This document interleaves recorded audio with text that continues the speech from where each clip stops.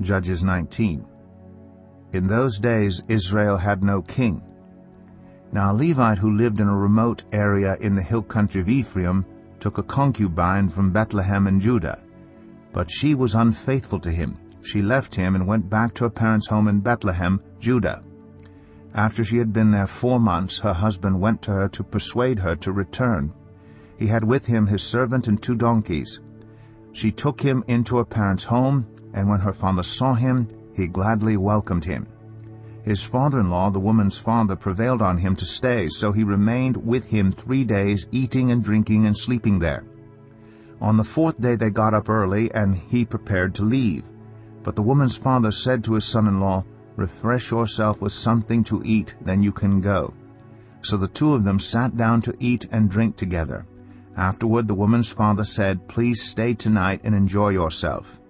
And when the man got up to go, his father-in-law persuaded him, so he stayed there that night. On the morning of the 5th day, when he rose to go, the woman's father said, "Refresh yourself, wait till afternoon." So the 2 of them ate together. Then when the man, with his concubine and his servant, got up to leave, his father-in-law, the woman's father, said, "Now look, it's almost evening. Spend the night here. The day is nearly over. Stay and enjoy yourself. Early tomorrow morning you can get up and be on your way home." But unwilling to stay another night, the man left and went toward Jebus, that is Jerusalem, with his 2 saddled donkeys and his concubine. When they were near Jebus, and the day was almost gone, the servant said to his master, "Come, let's stop at this city of the Jebusites and spend the night." His master replied, "No, we won't go into any city whose people are not Israelites. We will go on to Gibeah." He added, "Come, let's try to reach Gibeah or Ramah and spend the night in one of those places." So they went on, and the sun set as they neared Gibeah in Benjamin. There they stopped to spend the night.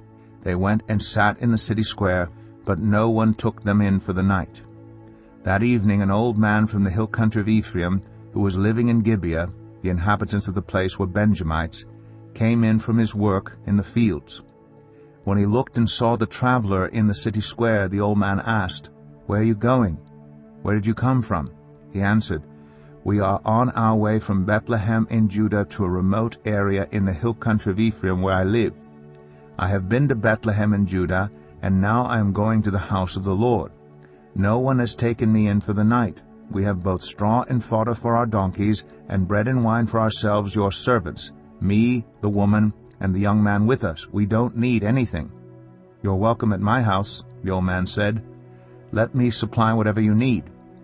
Only don't spend the night in the square." So he took him into his house and fed his donkeys. After they had washed their feet, they had something to eat and drink.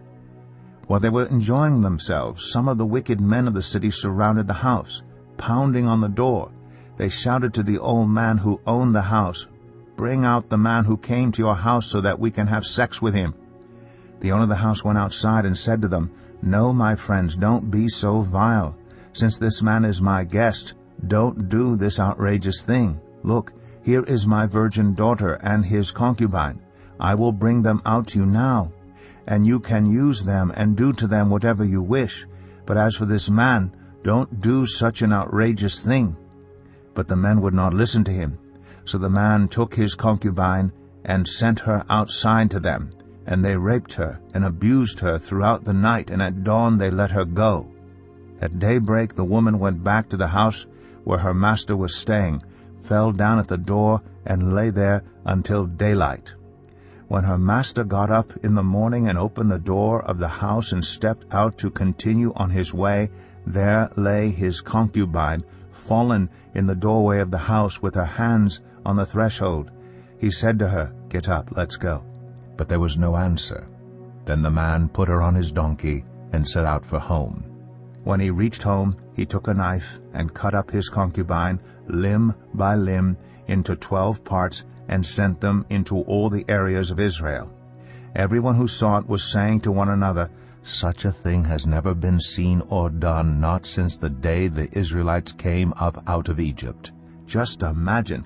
We must do something, so speak up.